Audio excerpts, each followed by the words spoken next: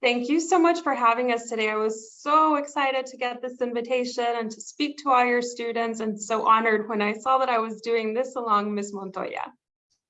Great, thank you, ladies. All right, so here we go.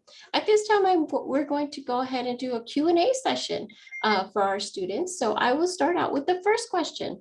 Can you tell us some history and background about yourself, your family, and your culture or country of origin? If we will, Ms. Acuna, we'll start with you.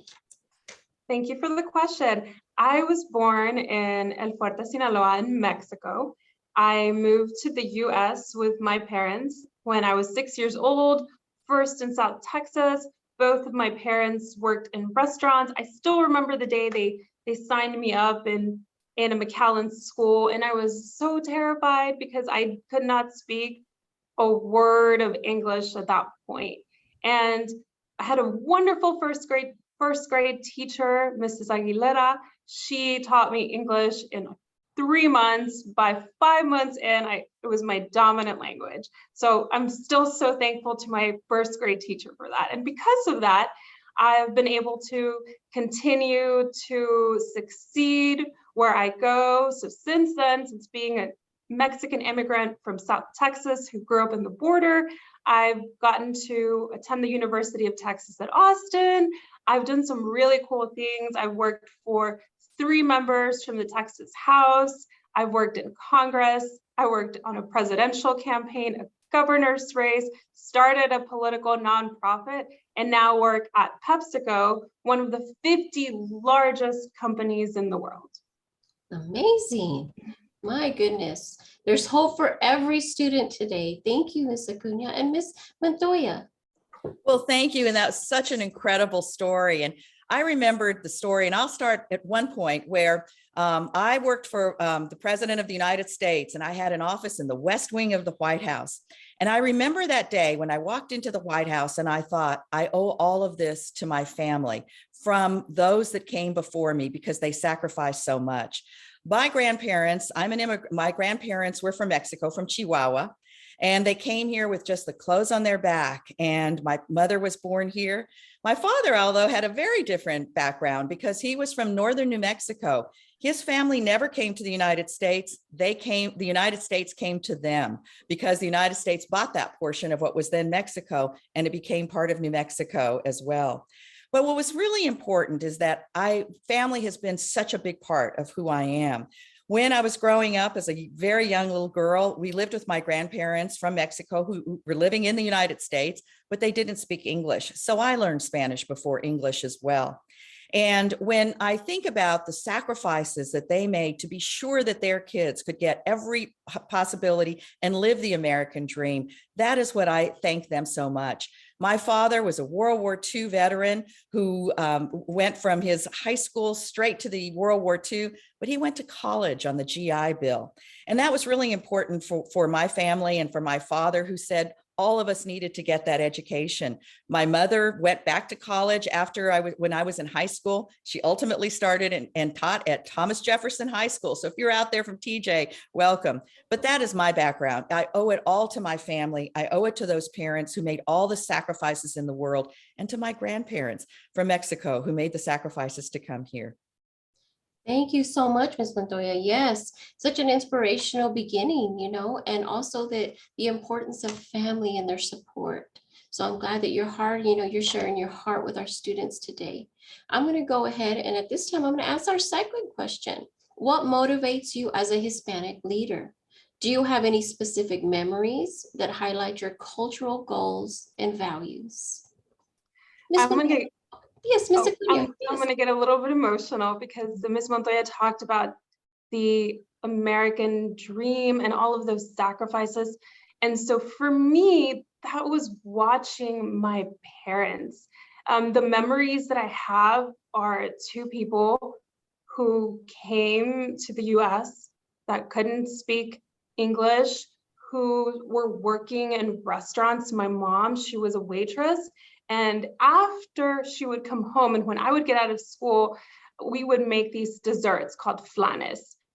And we would sell them at Mexican restaurants for extra money. And so for me, the memories are the sacrifices of my parents, seeing them go through some really hard things, and this feeling that this American dream that we love, that they kind of accepted that it was going to skip them, that it was going to skip them because they were projecting it onto their kids. And I think about that every day, into every room I walk into. Just last week, I was able to attend a bill signing ceremony at the White House. Today, I walked into this beautiful corporate headquarters, but I think about them. I think about all of that hard work. I think about my parents on their feet.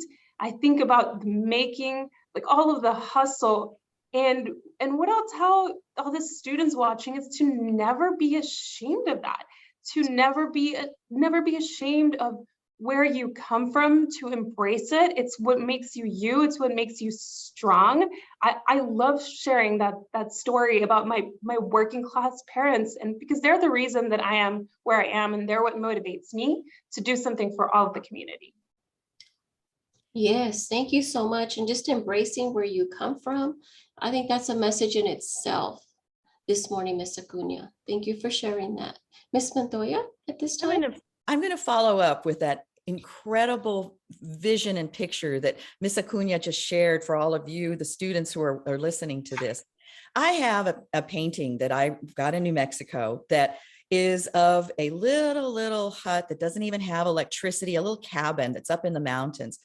I look at that every single morning because I think of those grandparents in New Mexico, that the United States came to them. But when I think about it, my grandfather went into the coal mines at the age of 13. He didn't have any choices of what he was going to be able to do. He just knew that that was what he could do. This was what was expected. And there weren't the opportunities for Latinos as well. And when my father then went to the World War II, went to college on the GI Bill, the first person in his family to graduate from high school, certainly the first person to graduate from college, he paved the way for so many of us. But then I think of my mom's experiences. She was a great student when she graduated, when she was in high school. But as a Latina, it wasn't expected that she was going to be able to go to these incredible schools that I had the opportunity to go to. So she didn't get her college degree. It wasn't until she had 4 children, and my father then wanted to support her in any way he could. And she went on to college at that time. She got her degree with 4 children, raising those kids, putting all of this together, and we became a teacher. Then when we moved here to Dallas and she started teaching at Thomas Jefferson High School, that was the point that she made to all of her students. You can do it. You have that opportunity. And so many have sacrificed before you. Take advantage of those as well. But I would also say this to all of you as students. You can be those role models for those that follow you. My dad never intended to be the role model, the patriarch that he was, to create these opportunities for so many of us who went on to college. I went to a women's college called Wellesley College, which is where Hillary Rodham Clinton went to as well. And I went to Harvard Law School. And all of that was because of that inspiration that I received from my parents. So every morning I look at that and say, thank you. Yes, and thank you, Ms. Montoya, because the words you said, to be a role model, a lot of times, we do not see or understand that you're the role model. So today, that's the whole focus is trailblazing, because that's what you've done for the many that are watching today. So with that, I move on to our third question. As you shared many things about your culture and family values, how have these experiences guided you into who you become today? I think one of the things that, just to follow up on that, is that, and it's a hard day for me because I am dedicating this conversation to both of my parents because of the sacrifices that they made, but even more so to my dad, who just passed away, and he was 98 years old, made such a difference to the world. He was not a very big man, but I call him a giant of a man because of the legacy that he has left. But I think one of the things, and I really go back to my mom and the experiences that she had with her students at Thomas Jefferson. My mom taught English as a second language and bilingual education. Back then it was called ESL. It's a little bit different the way they do things now. But what her experience is, and from what her parents did, I think basically what really shaped me is that she wanted all of you to dream the big, audacious dreams, to dream big, to know that there are obstacles in front of you, but there are people there that will support you and help you. So what is really my goal right now is to make it easier for students to be able to live those big dreams. And I think that is something that we've got to take into account. Look to your teachers for support. Look to those to your left and to your right. They can be there to help you. And if you're that person, support those that are around you as well. My mom had a number of students that were coming from all over the world at the time that she was teaching. It wasn't just from Mexico or Central America. It was also from Asia. It was also from some of the countries that you now don't talk as much about, Bosnia and Croatia. So she had students in her classes that spoke 8 different languages at a time, but they all came together to help each other. And that's the opportunity of the United States. Sometimes it's really hard. You think about it, it's hard. Rebecca, Miss Acuna just explained to you, talked about the kinds of sacrifices her parents made, but keep that goal in mind. Dream the big dreams, dream the audacious dreams, and you will achieve them. And so we're here to help you achieve those dreams. Just never, never, never lose them. Thank you, Ms. Montoya. And that's a legacy within itself. Just don't lose heart of the dream. Thank you. And Ms. Acuna at this time? So I have this memory of being in one of my jobs and watching the news was on, and I thought, gosh, why is nobody talking to the Latino community? Why is no one talking to me? And at that point, I was working for a state representative. And then I said, okay, that's going to be me. Mm. If there's no one doing it, then I guess it's me. And the message is that you're going to be the first in a lot of places. Don't let that scare you. It's because you see that there's something missing. There's a void that you can fill with your experiences.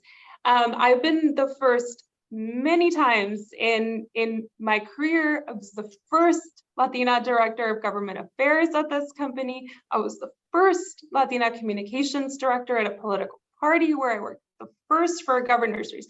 You're going to be the first a lot. That's okay. Don't be scared.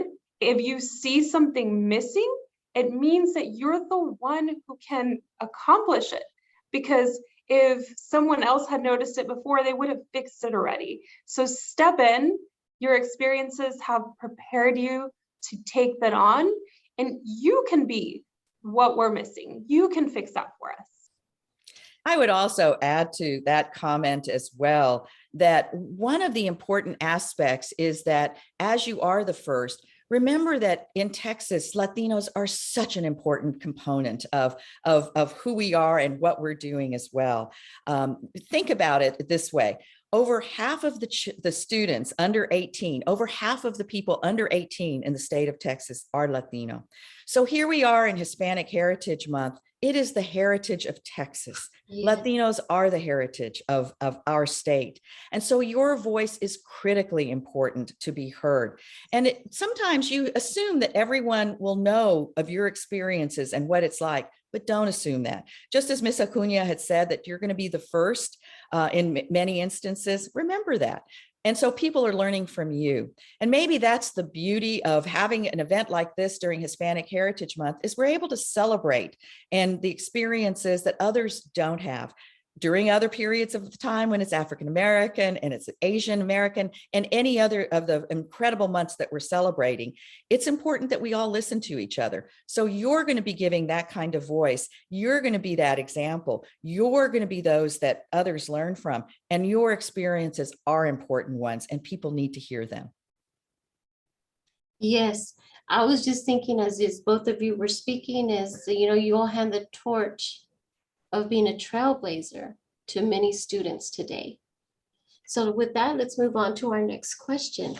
How would you like others to perceive or view your cultural values in our society today? I'll think about the question that you just mentioned, but I think of your comment that you just made a few minutes ago, and that was about the torch that is being passed. And for me, that perhaps is what is so important in terms of how we think about our experiences and passing that torch. But I think one of the things that made such a difference to me has been those role models and it hasn't always just been family members. I had the wonderful opportunity to clerk. I graduated from law school. I'm an attorney. And one of the first things that sometimes people do after they graduate from college or law school is that they go and work for a judge. And I did that. And I worked for one of the most famous judges in Dallas. She was the judge that some of you may remember from your history books that swore in LBJ on that terrible day in Dallas when President Kennedy was assassinated. But she was the one that just told me and opened the world for me. Talk about somebody that was a first person. Back in the days when I graduated from law school, women had a really hard time getting into law firms, getting into businesses, and being in those positions. Women just didn't get to do that. And so she was the one that broke that barrier and was one of the first federal women district judges in the country. But her point was that you've just got to keep trying. You've got to keep after it. You've just got to keep those goals in front of you. And it's not going to be easy. Sometimes there will be days when you say to yourself, oh my goodness, there's just something else I can be doing. It's just going to be so much easier. But don't lose sight of those. And that's part, I think, of our culture as well, is that determination. When you think about all of those that have sacrificed for you to be here, it was determination. It was grit. It was just that I'm going to make that difference for my family. And in my case, many of those were, I'm going to make a difference for my children, those that are following me. But there are lots of people who are following you too. You are creating the kinds of you're opening the barriers, but they're going to be standing in your footsteps, following you every single way. So remember that. And that's part of our culture. We want to be sure that we succeed for our family. So remember that. Thank you so much, Ms. Montoya. And Ms. Acuna, would you like to add to that? Absolutely. I would say not to forget that our values are American values. We talk about, the Hispanic community, but Hispanic students make it 70% of DISD. We're 40% of Dallas County. We're the largest racial and ethnic group in this county. The United States is the second largest Hispanic country. What do I mean? It means that second only to Mexico, the US has the most Hispanics of any other place in the world, even ahead of Spain. So your values, our values, they're all American values. I call my most prized possession that I only got 4 years ago after a lifetime of working for it, my American passport. And it's a beautiful month to remind everyone of what we all contribute. But more than anything, that you're not other, that you are American, that you're the American story. That's beautiful. And, that's just so wonderful, to think of it in that way that, we all bring our culture and our traditions to make America what it is today. So thank you for that so much. Okay, so I want to go ahead and move on to the next question. What are some cultural customs and traditions that you feel are important to you that you would never alter or stray away from? So my mom, she, ever since I was a little girl, she came up to me once when I came home from school, and she said, I want your best friends to be the smartest kids in the class.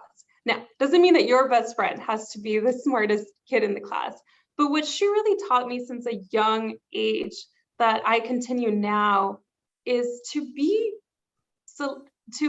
intentional about who you surround yourself with, right? That you have positive role models everywhere, that you have these positive role models around you in your class, that you have positive role models around you when you're in extracurricular activities, and that you continue these friendships of people who make you better.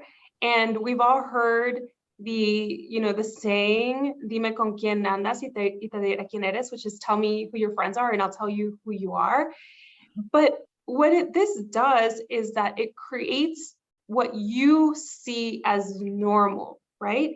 If the people you're talking to all day do their homework every day, that's normal for you. If people around you really care about their grades, that's normal. If your circle is going to college or going to trade school or is thinking about their future, that's normal. And that's something that I carry on today. Now, these are not friendships of interés or interest. It's that surrounding yourself with these positive influences, you get to build something great together. And she instilled that on me since when I was in first grade, and I still carry that out today. Awesome. So with that in mind, just as you spoke, I kept hearing excellence. So just surround yourself with excellence, excellence in everything that you do, from friendships to fostering learning to everything around you, just building that excellence piece. With that in mind, Ms. Montoya, can you add to that? Sure. It was so wonderful to be thinking about some of those, and maybe because I'm, as I mentioned, I have dedicating this to both of my parents, including my 98-year-old dad who just left us. But one of the earliest memories that I had, and it was such a beautiful one, was my mom reading to me. My mom used to every night read to me books, and I still have the one book that was a fairy tale book that she used to read for me, and I asked her to read it almost every day, a different story.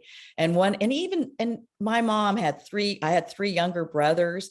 My mom had so much to do at home, but that was always our time to be together. And I was the only daughter, and she would sit with me. My brothers would go to bed a little bit earlier than I, and she would read to me. And I still have my book, and I still have Thumbelina. That was my favorite little one that she used to read at least once a week to me, in addition to some of the others, was the Thumbelina. And so I hope that all of us take that time with each other. And if you even get a chance, I can't tell you how important it is to be reading to your younger brothers and sisters as well. And for you to take time to read, and just remember that's that kind of time that you can spend with each other. And I remember asking my mom questions about it, but just enjoying that every moment. And I think of that now, and that's one of my memories. And, you create your own memories as well of your family. So remember those, because you will remember them later on. But the other one all revolved around, so my birthday is Christmas Day. That was a very big celebration for us to celebrate that. And my mom would start early in the morning, remembering when she had me, however many years, whatever it was, it didn't matter. I was still always her little girl. But she would start making tamales, and that was a big tradition in our family to make tamales. And if any of you have ever done that, it takes a lot of people to do it. And so we had all of us in a little assembly line that would do those. But the other part too, and it revolved around food, was going to visit my grandmother in El Paso, another grandmother in Raton, New Mexico, which is way up, a tiny little town. But I would wake up in the mornings when I would be there with them, and they'd get up, I don't know what time in the morning, to start cooking. And so what would wake me up in the morning was the smell of beans, of frijoles, as they were making. There's nothing more wonderful. And it wasn't noise that would wake me. It wasn't anything else. It was the smells that would just wake me up in the morning. So whenever I smell and think about food, even in a restaurant, because I'm afraid I don't cook as well as my mother did or my grandmothers, even when I smell those in the morning or smell them anytime, I think of those memories of those that, and you have to remember with my grandparents, my grandparents maybe had a third grade education.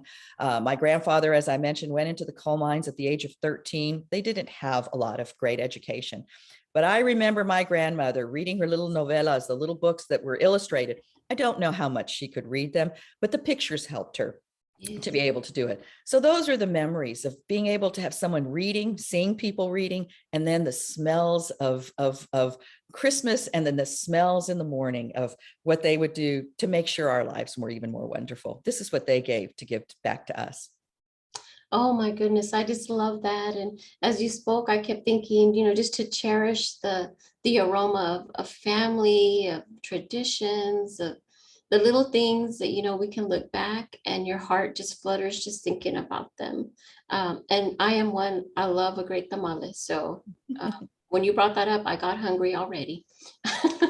All With right. our families, this is what we would do, and we would always have those great times. So I know. So to the students, enjoy those moments. You will cherish them, and I think cherish is exactly the right word. You'll remember them. You'll think about them, and when you get to be my age, you'll think back. I'm so happy I had those memories. They were really beautiful ones, and just the little ones. And remember, my grandparents didn't have. They came to this country because they didn't have the opportunities where they were before. So you don't have to have a lot of money to have the kinds of memories that we have. That's why I keep that one painting there all the time, thinking about how they lived without electricity, how they didn't have those sorts of things that we just take for granted. These are memories that you'll always cherish. Yes, fully agreed. With that in mind, let me go ahead and move on to our next question. As you are a successful businesswoman and an attorney and CEO, how would you describe the business community as a Hispanic trailblazer? So I'll say, don't make assumptions when you're entering this space. I entered the corporate space a little over 5 years ago, coming from the government side, and I have been absolutely embraced by our top leadership. And one of those reasons is I am unapologetically me. I am in these rooms now with CEOs, with US senators, and I take those opportunities to share my story. I proudly talk about being an immigrant from Mexico. I talk about being undocumented until I was 25. I talk about some of the gaps that I'm seeing in these spaces, how we can better serve the community. And what I'm doing is I'm changing the perception of what other people think of when they think of a Mexican immigrant, because they know me. And so now when in the spaces that I am and the community groups that I am, when they think of someone who was a former undocumented immigrant from Mexico, they think about a corporate executive at a Fortune 50 company. And I have seen nothing but positive responses, and that people often come to me to say, hey, we have some funding. What do you think we can do to help the community?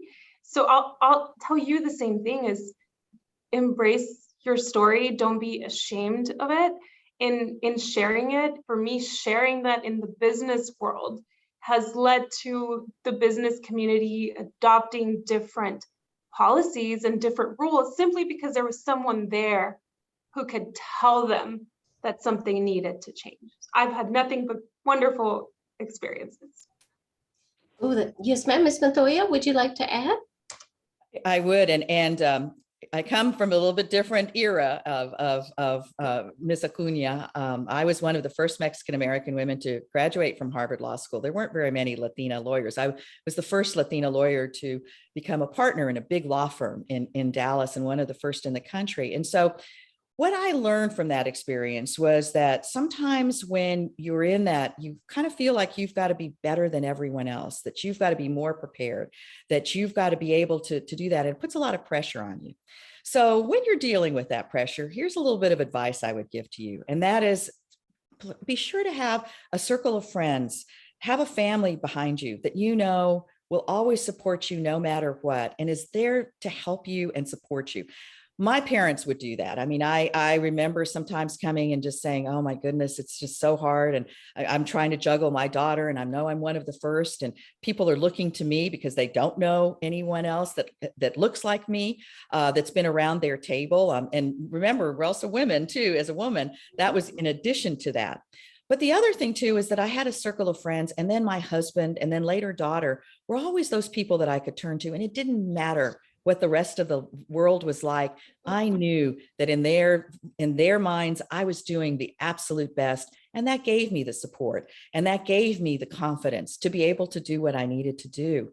So if there is anything, and I know Miss Acuna is like this too, she has a circle of friends that are always there supporting her. And I've had that same group too. In my case, I was one of the only Latinas in any of these law firms. I was the only one at my law firm, and there weren't many others. So I looked to other women who shared some of these same experiences in terms of being one of the first in there, and they were my support. I still go to lunch with them once a month. I've done that now for 25 years. And they're some of my very, very best friends that I turn to, and we support each other that way. So look around you. Be sure you have those people that just know you're the best and know you as the best. And it will get by, because it's not always easy. So just remember, there's always somebody behind you supporting you, and you've got your family. That's the part that's so important too. Yes, ladies. And I have to say that what I took from that was, just changing that stage where we can be ourselves and, share those stories and embrace the stories whenever they lend themselves, whether it be in a business setting, whether it be personal, that not being afraid to be ourselves and where we came from, and also building that strong circle of support. Day by day, I believe that everything that we go through and we go in, we're looking for those trailblazers, for those legends, right? That will help us build that strong circle of support to continue forward. With that, I'm going to go ahead and ask two of our last questions. Where does the love for your career as a business leader, an attorney, and CEO come from? I'll tell you what got me into the business world. I've been with PepsiCo for 5 years, but really my first opportunity in my first career was working in the state ledge. And because it's Hispanic Heritage Month, I'm going to share something deeply personal. I touched on this earlier. I told you all that I wasn't undocumented until right before I turned 25. And something very big happened to me when I was 17. I was a top student, focused on grades. And at that point, students like me could not continue our education. And I was obviously very bummed, very sad. I didn't know what I was going to do. And one day my mom walks into my room and she says, Rebecca, you can go to college. I saw it on Univision. They passed some law. Right? That changed my whole life. I entered the University of Texas. The next year, I was among the first group of students and undocumented students to use this law to go to college. But what it taught me was that government policy impacts so many people. I'm at PepsiCo now. My sister is working at Microsoft. My mother has retired. She's got her house. And that became what I saw as something that had changed my life was policy and legislation. And so I started to work in there first. I started working in state and federal government because I wanted to make the difference for other people. I wanted to pass laws and help shape legislation that was going to benefit our community and people all across the state and the country. Now, PepsiCo saw that love that I had for the work, and they recruited me to join them. And now I get to be a part of making a big difference in the community as part of a Fortune 50 company. And if you go in every day thinking, what good can I do today? It's gonna make you so happy to be where you are. I wake up every morning thinking about my blessings and thinking about what can I do from the table that I'm at today. And people can sense that love and that happiness. And it just keeps expanding if people can see that you're authentic in it. Thank you so much, Ms. Acuna. And at this time, Ms. Montoya. I would want to share a couple of different experiences that I've had as well. And that was when I was 17. And a few years before that, remember, reading is very important to me. And I used to read all these biographies of people that I admired and learned about. And one of those was a woman named Helen Keller. And she did not, she had a lot she had one of the diseases now that we can deal with, but she lost her hearing and she couldn't speak. But she's brilliant. And she had a wonderful nurse that helped her to learn sign language, to do all of that. And she went off to college in Boston. And here she is with all these obstacles in front of her, but she still did all of that. So I was reading this book when I was in about 7th and 8th grade. And in 8th grade, I decided if Helen Keller could do this, I could too. I wanted to go to school in Boston at one of the kinds of schools that she did. And they were women's colleges back then. So when I was about a junior in high school, I decided I was going to actually before then started the courses you needed to take so that we can go ahead and try to go on to the school. And then I did everything on that. I was involved in so many different organizations. I was a good student. I studied hard and had the great opportunity to go to this women's college named Wellesley, just outside of Boston, when I was 17 years old. But I had never seen the school. I'd only been on a plane one time because I went to Albuquerque to El Paso to visit my grandmother. It was the first time. And so here I took this long ride to Boston to the school.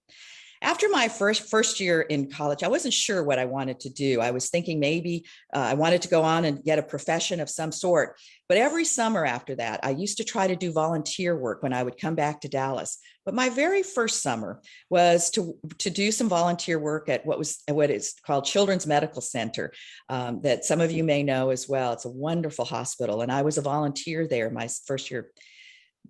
A couple or 3 decades later, I came back and I was the general counsel at Children's Medical Center because I had gone to get my degree. I went to law school, and then I was then named by the CEO to be the general counsel for this enormous, one of the biggest children's hospitals in the country. And that just shows you that the experiences you have always translate into something that you can do later on and make that kind of difference. But the other part of it is that I have been blessed. I know that I am one of the first Latinas to be able to have this kind of education from the schools that I went to, and I wanted to make a difference. So from that, I became very engaged in various activities. And then ultimately, as I mentioned, worked at the White House and worked and was the highest ranking Latina, the highest ranking Hispanic in the White House. And that was when I would walk up that sidewalk up into the White House, and I knew of those that made that difference. But right now, the most important part that I am doing is being involved as an attorney, working on as a volunteer for organizations like the Mexican American Legal Defense and Educational Fund.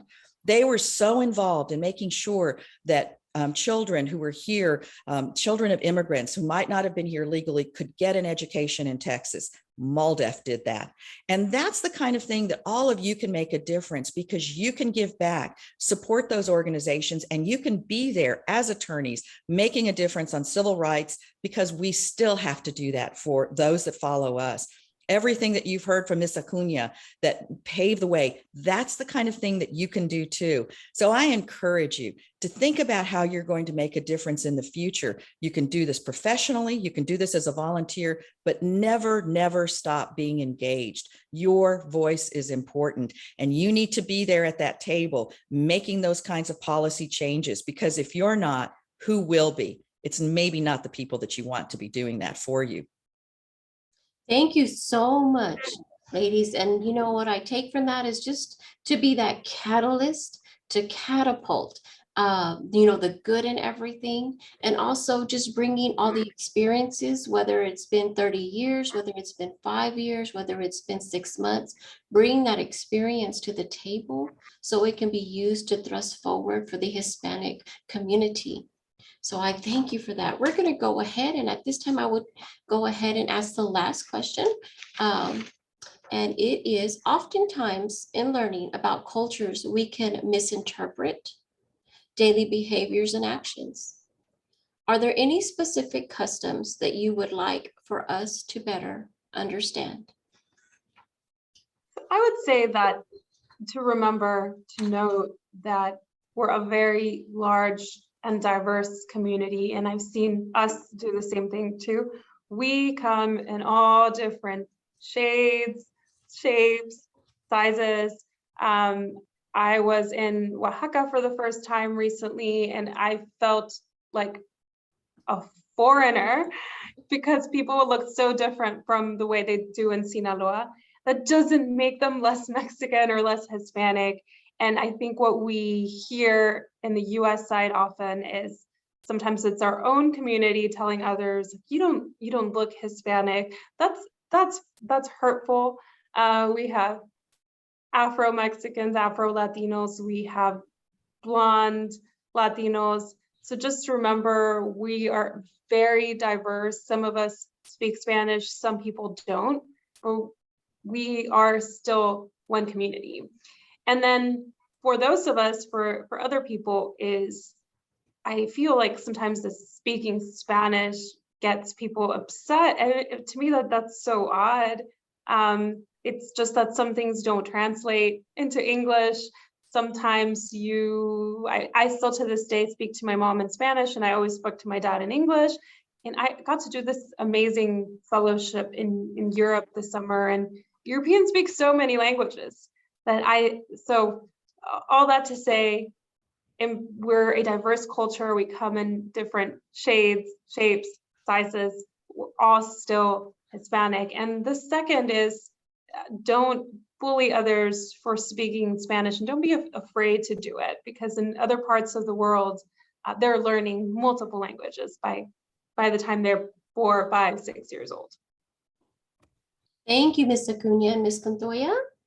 And the part about speaking Spanish, that's actually where I wanted to go on answering this question. When my mother was growing up, it was one of those instances where it wasn't encouraged to speak Spanish. Now, her parents never learned English, and she always spoke to them in Spanish. My mother was fully bilingual. But when she would go to school and sometimes talk to the other students, she might speak to them because Spanish was her first language and was perhaps still a little bit more dominant for her.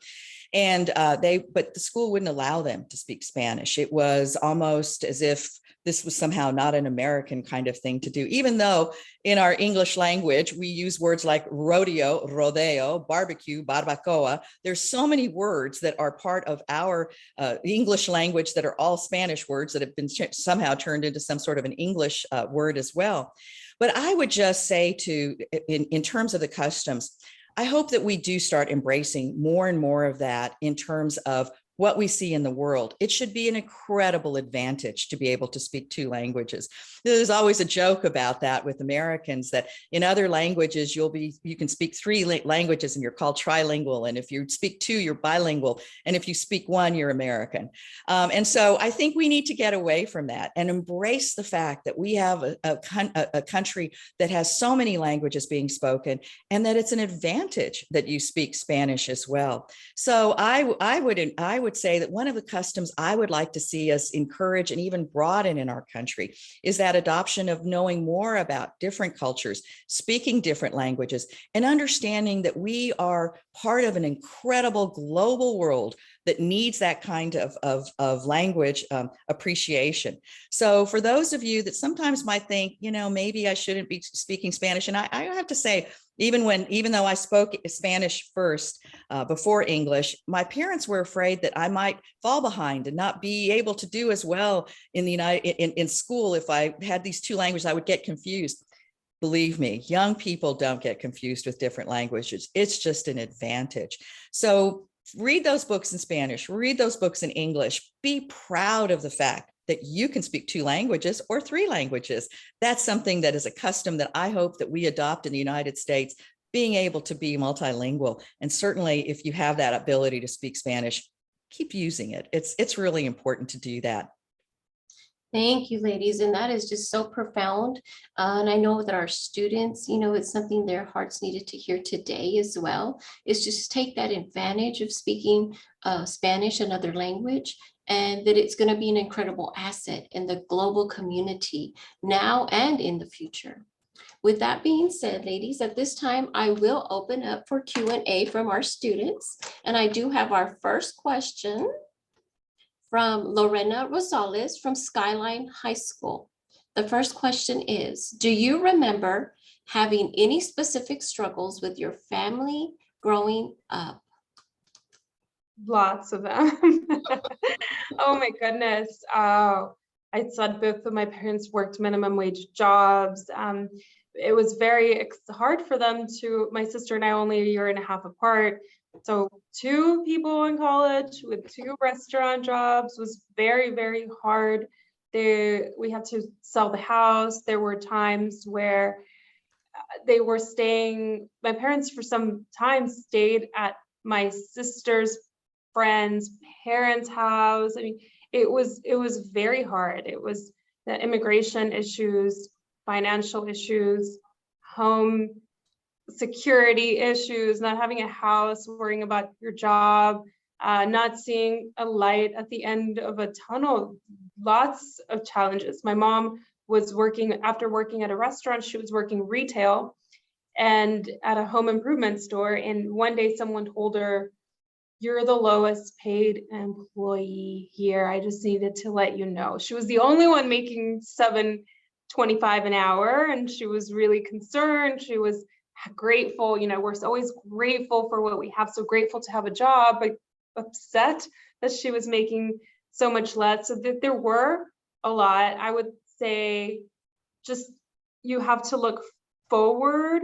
When there's a problem, what's the next step? How are you going to get there? And that's also why, because of those family struggles, that's also why I was so hungry at work, I knew I had to hustle. I knew I had to do other things, because if not, what would have all those sacrifices been for? And Ms. Montoya, I have another question for you. And it is from Lorena Rosales, also from Skyline High School. She asks, how would you define Hispanic Heritage Month? Good question. A great question. And I would define it as an opportunity for us to really think about this incredible impact that Latinos have made on everything and every part of where we were. I had the great opportunity to be at the same event as well that Ms. Acuna mentioned last week at the White House, and then also at a big celebration with many people that it's called Congressional Hispanic Caucus Institute, which brings together Congress people, Latino Congress people, and senators. And I think and I think maybe the best part of this is that at this event, we saw the President of the United States coming to visit with the Latinos, understanding the impact. President Biden knew that this was important to be there. But in addition to that, we saw the senators like Senator Padilla from California, who again had a very similar situation in terms of his father being working in a restaurant, starting out as a busboy, his mother as a maid, and now he is a senator from California. He graduated from MIT. He worked at the city council. There were just so many things that we were able to highlight. And for me, I think that's the important part, is to understand and recognize how important it is that we recognize the Latino community, the contributions that our community has made. And one of the people that we heard from was Dolores Huerta, who was part of the union movement. And so many of us take for granted that those people who are working in the fields, bringing our food to us, many times migrant workers whose children don't get education. If it hadn't been for those people like the Trailblazers, like Dolores Huerta, Cesar Chavez, we wouldn't see those kinds of opportunities for our people. And that perhaps is the best part, is that we see the Trailblazers, we see how they've sacrificed, but how much more we need to do. So Hispanic Heritage Month is an opportunity for all of us to share our values, share our traditions, and most importantly, to recognize the impact and the all of the contributions that our community has made on this incredible mosaic of a country. but for Latinos in our country, some of the most highly decorated veterans who have received medals of honor, we wouldn't have that kind of incredible country that we have. This is that opportunity to say thank you. And thank you, Ms. Montoya. At this time, I have a question. Also, Ms. Lorena Rosales is on a roll from Skyline High School. And her question is for Ms. Acuna. Was working at the White House a dream? So I'm gonna edit. I didn't work at the White House. Okay. I worked in Capitol Hill. I worked in Congress. Yes, but it wasn't a surprise. I knew I was going to work on Capitol Hill in Congress. I knew it. I envisioned it. One time I went to DC as a tourist and I bought a photo of the Capitol and I placed it in my house, in my apartment, at a place that I would see it every day. I knew I was going to work there. I worked in the state legislature and I was strengthening my skills, improving, working fast. I was thinking about what is my next move that's going to get me to work at Capitol Hill. It's going to be doing this campaign. It's going to be becoming a communications professional. I was not surprised. It was not like, oh, I cannot believe it. I knew I was going to do it. And you know what? It wasn't even hard. I got there and I had lunch with a political reporter who had been there forever. I was really nervous and he made this comment to me in passing that changed how I thought about myself. He said, oh my gosh, Rebecca, you're gonna be one of the most, my job was communications director, the person who communicated with the reporters. So he said, you're gonna be one of the most experienced communications director on the Hill. And for me, that was mind blowing. He said, you worked in the state legislature, you worked at a political party, you've done the campaigns, you're bilingual, you're way ahead of it. And so when he said that to me, I told myself, I got this, I'm prepared, I did it, it was amazing, and it was not hard. Awesome. And Ms. Montoya, I do share that same question for you. Was working at the White House a dream? And also the question by Lorena Rosales from Skyline High School is, was it hard for you and your parents to not know that much English? So I'll take the first one on the White House. It was a dream. It was a dream when I walked in. And what's interesting about the way government works is that when the previous administration leaves, the new administration comes in, and I had an office in the West Wing. And so if you've ever seen that television show, West Wing, or heard about it, or you see where the president has his Oval Office, it's not a real big office building. And I had an incredible office on the second floor, right above the vice president's office. And that day that I walked in, and this is amazing for grandparents who had third grade educations, one who went into the coal mines, my dad who sacrificed to get his degree because he served in World War II, and to walk up that driveway and then upstairs into my office. And then the phone started ringing because we were the new administration. It was an amazing experience, and it all came together. And I was, anytime you walk into the White House, at least for me, whether it's going into the South Lawn or wherever it is, it's still such an emotional experience to think and pinch yourself almost that I am walking in to the White House of the United States of America. It was a dream. It was incredible. On the other part, I think of the questions of my parents, and I think, could you tell me again sort of where on that question? Because I was so emotional about thinking about the White House. Yes, I understand. The question is, was it hard for you and your parents to not know English, that much English? And that could be for either. Yes, ma'am. Panelists. I think that just to follow up on that, and also a question that had been asked to Ms. Acuna that I wanted to mention too about that experience. I think that was hard for my mom at first because, she'd have to go, here she was with her parents who didn't speak any English. And then she'd have to go and speaking beautiful Spanish, and then going into the school itself and not being allowed to be able to speak Spanish, and then being immersed into the English side of it. It certainly posed its challenges. So that made it a little bit tough. But one thing that I think that Ms. Acuna had mentioned in a few minutes ago about what it was like on that kind of obstacles that you had, I think that was what was hard for my dad, especially when I decided that I wanted to go to school away, because they wanted to protect me, make things easier. They didn't want me to feel like I was ever discriminated against. And they didn't know what it was going to be like in Boston, where they knew there weren't going to be very many Latinos, people who didn't speak Spanish very much, or didn't have our culture. And I think maybe that was one of the things that I really, really admired my parents for, that was that they said, you have this opportunity. We're going to encourage you. It's not what we would have liked. They would have liked me to stay at home, go to school, and go to the same college that they went to. But they said, we're going to give you that opportunity and support you. So that's where I say to my parents, thank you for giving me those opportunities. And that's what it was like when I walked into the White House. Thank you, Mom and Dad. You made it possible. That's beautiful. And Ms. Acuna, we're going to go ahead and take one last question also. Was it hard for you and your parents to not know that much English? I'm sure it was hard for them. Well, my father did speak very good English eventually. My mom still, she does, but she's got a very thick accent. And yes, it was hard for them. It was not hard for me. And I was just with her. It's her birthday tomorrow. So I was with her in El Paso this weekend, and we were recounting how when my sister was in second grade, she had a teacher who was always making racist comments about Mexicans, like Mexicans are lazy. And so my sister comes home one day and says, oh, is this true?